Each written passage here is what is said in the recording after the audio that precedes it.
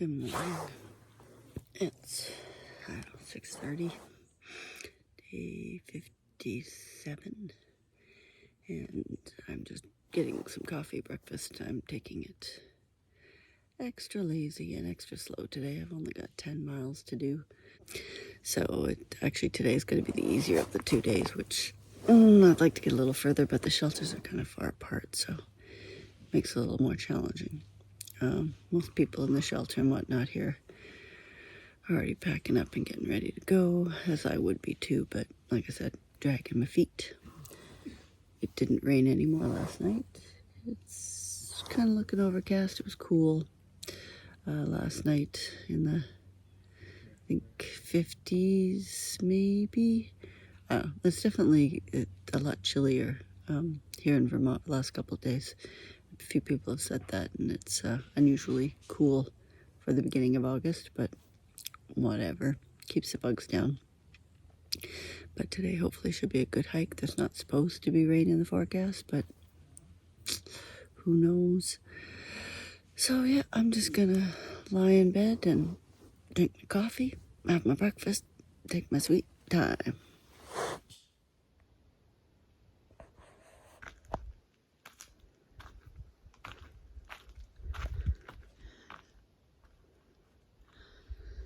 So it's a little rock pond shelter. I think I called it Lost Creek Pond Shelter, but my bad.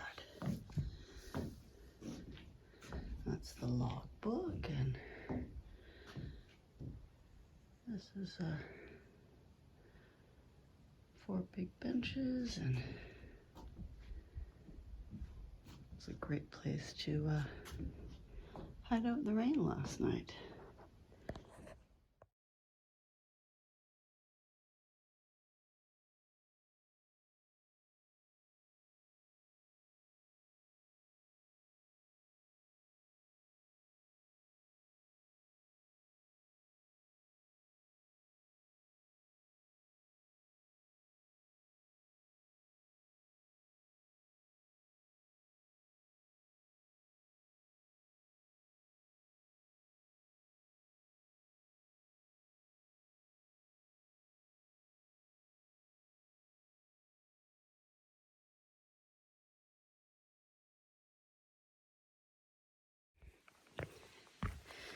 Okay, so officially got on the trail again. Day 57, if I hadn't mentioned it already. The sun is out. I'm walking a flat section for the beginning. That won't last. And I've just left the shelter. And it was a good day. Met a lovely,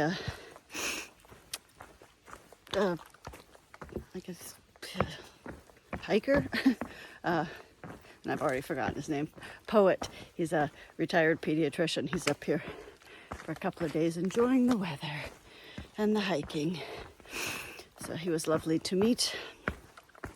I've met lots of great people. I gotta say, the States, your news shows a very different version of who you are, because we've met wonderful, wonderful people. But today is going to be an easy day. I'm going to take my time, as I already have this morning. A little bit of a foggy section, but that is the trail. And if they call this Vermud, it's not been too bad. Drying out slowly, and hopefully that'll keep the bugs away. We've got a nice little breeze. Still a little cool. We're, I think, about 52 degrees, 62 degrees, I don't know. Anyway, it's about 12 degrees Celsius. I know I've got my little thing here, but it's far too close to my eyeballs to see. But I'll show you my view. So that's my trail. At present, straight into the mud, but that's the lovely little pond. Okay, let's get going. Yeah, just one more last shot. I mean, this is a perfect August day, and I am so thankful that I get to actually do this. Take time off from work and just hike on a gorgeous day. We haven't had many of these, but let me tell you, when you do get one, it is beautiful.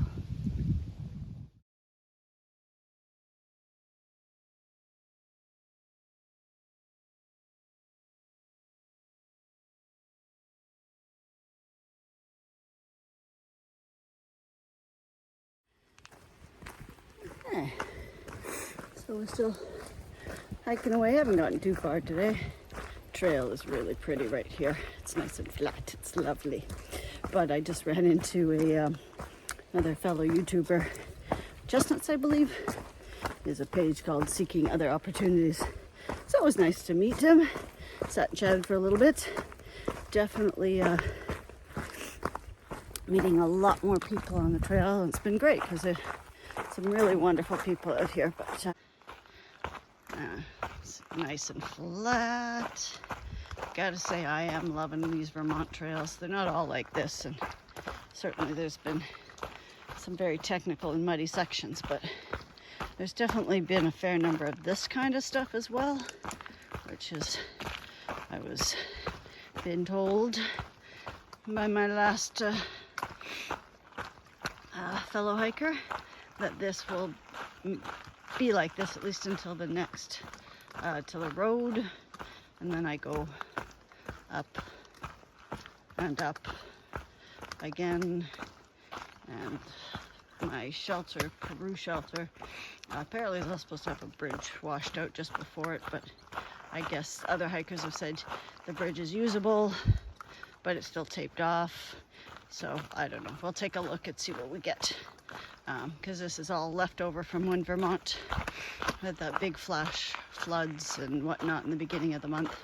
Or, well, I guess technically beginning of July, because now we are in August 1st. I think yesterday I said it was August 1st. I forgot July had 31 days. You kind of lose track of time out here. But this is my trail, and we're going to just keep on going.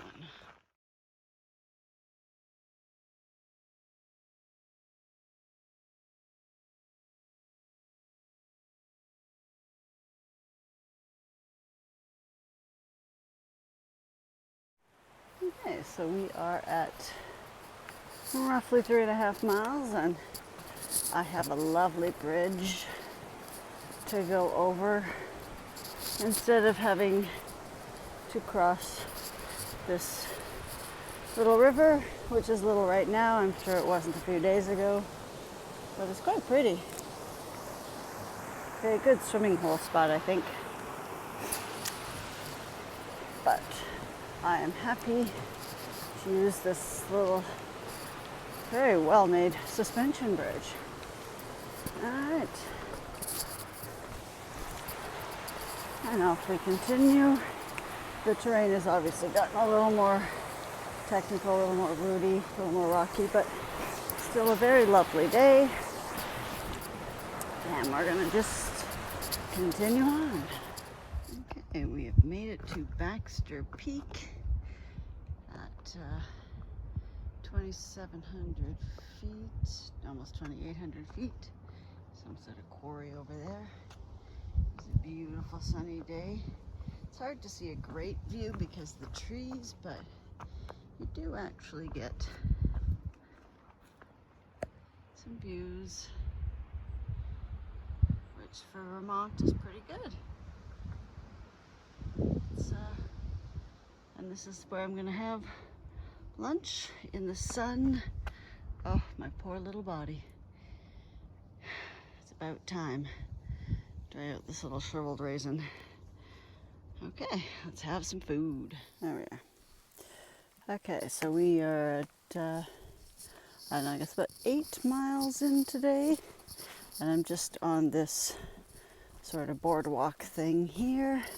And I'm at Griffith Lake on my way to the Peru shelter tonight.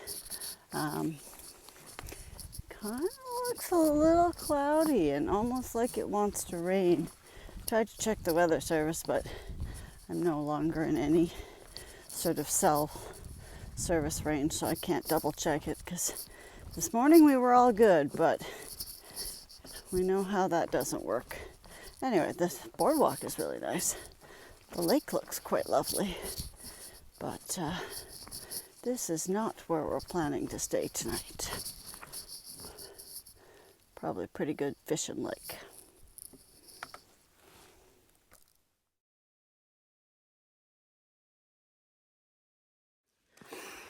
Okay, so it's 3 o'clock.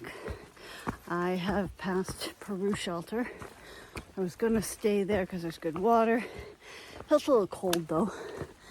And I met a bunch of nobos there. And we were chit-chatting and everyone says to stay at Bromley Ski Shelter, which I was thinking about doing, but reluctant because it's still the 7 miles.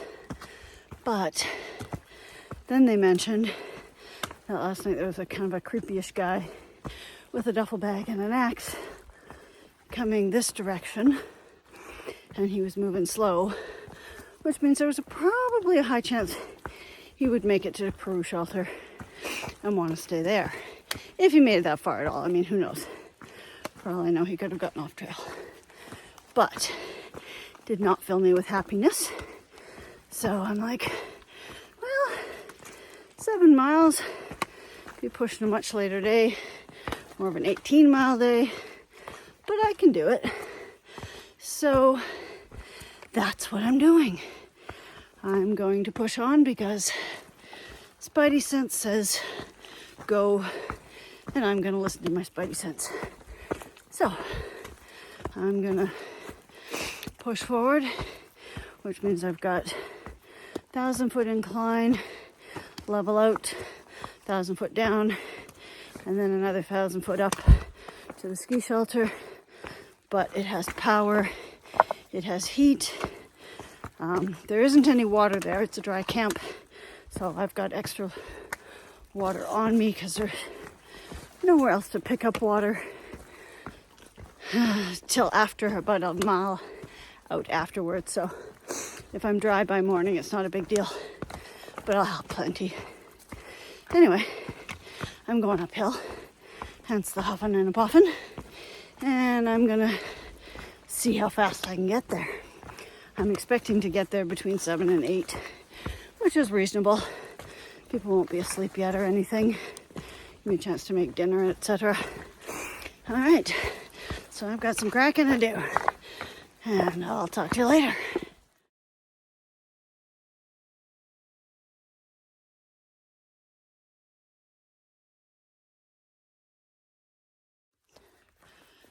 Okay, I'm about mile 4, which means I've got about 3 more miles to go.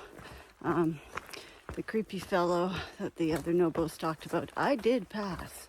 And yeah, he did not look like your typical hiker. He had a big long trench coat and a bag that had a rope attached to it and like a fedora or a bowler hat or something, I don't know.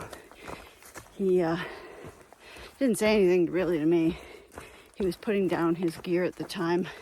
I don't know what he was doing. I didn't actually see an axe or anything like that. But he did give me the heebie-jeebies, so I just quickly passed him and walked my fast little feet, much faster than they normally go. That was on Styles Peak. That last picture I had was Styles Peak. And it was pretty much downhill from there, so it was pretty easy to go a decent speed. Yeah, I'm glad I made the decision to continue on to the ski lodge because I know there's going to be people there. And I like having numbers because I know there's 2 Sobos ahead of me, minimum, that'll be there tonight, and probably a few Nobos from the other direction. So to make me feel better, it's only 4:30, so I've been moving at a pretty fast speed because, well, let's just say that anxiety will cause one's feet to move a lot faster. But anyway, I mean, as far as I know, he could be harmless. But never go against your gut, and my gut said go a little faster, so I did. And now I'm moving on, and I'm gonna go get there.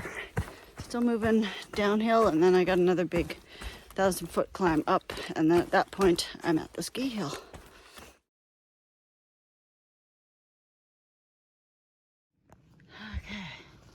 Just hitting the ski lodge now. It's 6 o'clock. It's pretty good. I think my best time yet. 7 miles in 3 hours. Adrenaline will do that to you. And I am so very happy to be here. That was an exciting evening. Nothing I was anticipating doing. I was gonna have a nice relaxing day at the shelter, but fate intervened. And now I'm on the top of Bromley Mountain ski shelter. So let's see what are my options here. Oh, there's the ski lodge back there. Nice view though. It's feeling chilly though. Supposed to get down to 8 at main level, so that'll be closer to like 3 degrees, which I think is like, I don't know, 40. Anyway, let's get in there.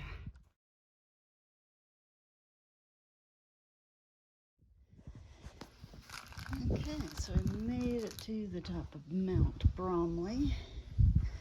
Just walking up the chairlift here. Clearly they don't leave any chairs up here for us to sit on, but it's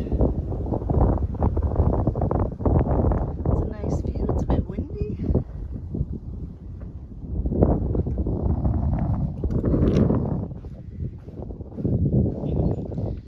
I've never been on one of these when it's summer.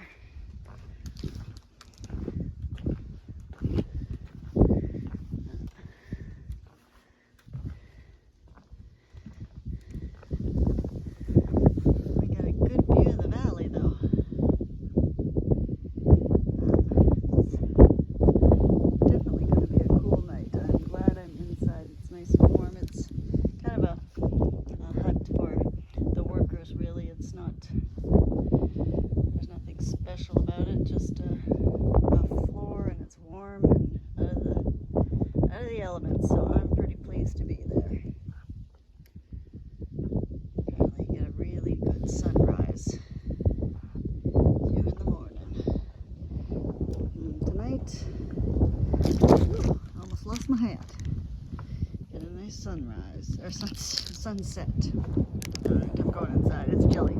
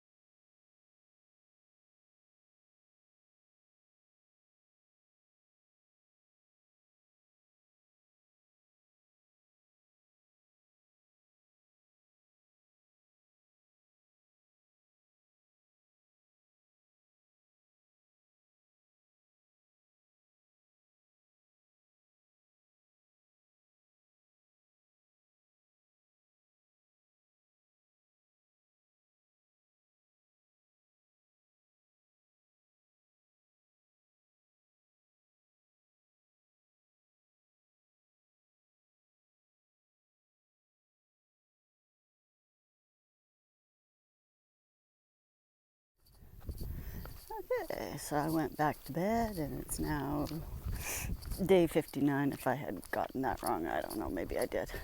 Anyway, we only have a 3-mile little jaunt to the parking lot earlier because I wasn't originally planning to be up here. I was supposed to do a 10-mile day today, but, well, you know, creepy hikers and circumstances, and I'm glad I did get up here though, because it was really pretty and it makes for a nice, easy, relaxing day, because I went back to bed for like 2 hours. So it's like, I don't know, 9:30, which I would never normally leave that late, but I really don't have anywhere to be early, and I'm going to take my time, probably hit the next shelter, do a little wash up since there was no water up here, and I'm pretty much almost dry. But let me show you the view.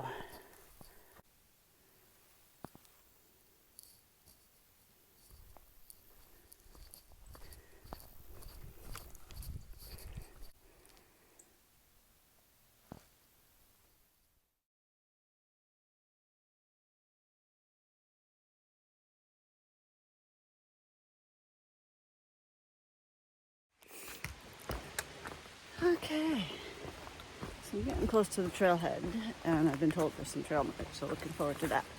But I thought I'd go over briefly what kind of happened yesterday, just to kind of get the story all coherent. So the reason why I ended up at Bromley Ski Hut versus Peru shelter, which is and not go up to Bromley, although I had originally prior to planned to go to Bromley because everyone said it's such a great place to stay. It's a ski patrol hut where there's no bathroom, but it's completely enclosed in. There's heat, electricity, so you can charge your stuff up, and there's places to sleep, and they leave it open for the summer. They're doing work there, so there's like plywood and carpenter tools, etc. But but you get a great sunrise and sunset up there if it's clear, because you're on top of a ski hill.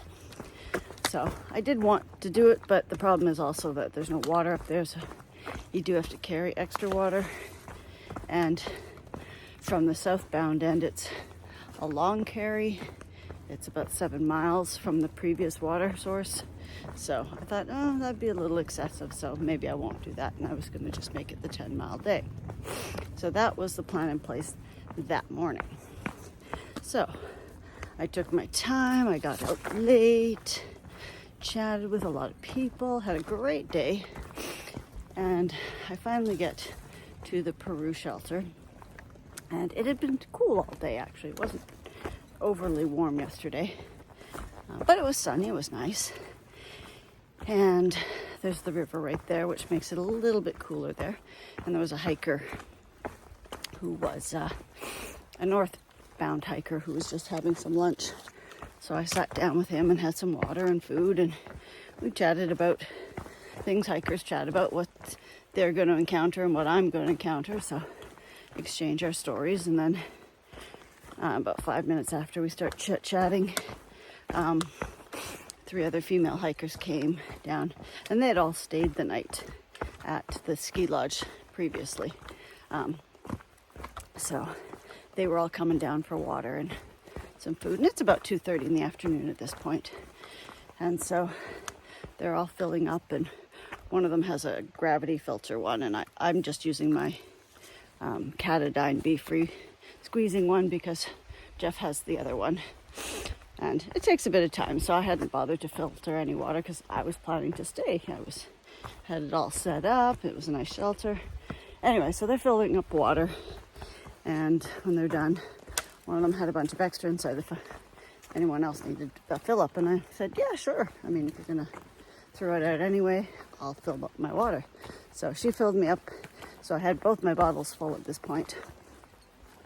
And as I was chatting with them, they had mentioned they had run across a hiker who hadn't stayed at the ski hut, but the Bromley hut just prior to. It's about a mile prior. And they crossed paths with him, and they all agreed, including the male hiker who wasn't hiking with the 3 females, that this guy was didn't look like a usual hiker. They got a real sketch vibe from him. He had like a fedora hat on and a duffel bag with a rope, as opposed to a backpack. And the big catcher or clincher in there is that he also was carrying an axe. Now, in the wilderness, an axe is not an unusual thing, but when you're attached to a sketchy person, an axe becomes a concerning thing. The male thru-hiker had mentioned he had run into this gentleman, and the sketchy hiker had sort of mentioned to the thru-hiker how much faster he was in hiking. And I mean, thru-hikers are a little faster. We've built our muscles up, but it wasn't that fast. So the indication was that the sketchy hiker was moving slow. Now, the first shelter from where this gentleman was coming from would have been the shelter I was planning to stay at, the Peru shelter.